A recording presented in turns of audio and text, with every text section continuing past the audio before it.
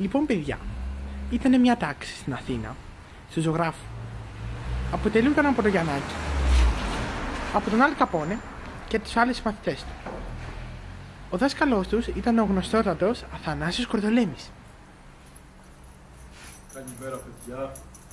Είμαι ο κύριος Αθανάσιος Κορδολέμης, όπως όλοι γνωρίζετε.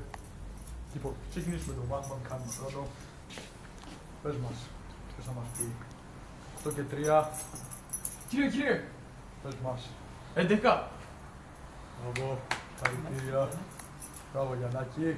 Μπράβο, χαρητήρια, παιδί μου, έβγε. Ποιος θα μας πει 14 και 8, πόσο κάνει. Κύριε! Πες μας, Γιαννάκη. 22. Μπράβο, Γιαννάκη, κερδίζεις βαθμούς.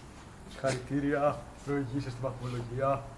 Λοιπόν, ποιος θα μας πει τώρα μια δύσκολη πράξη, πολλαπλασιασμός. 3x3, πόσο κάνει. Ποιος θα μας πει, κανείς. Βλέπω κανένα πρόθυμο. Κύριε! Πες μας, Γιαννάκη. 9.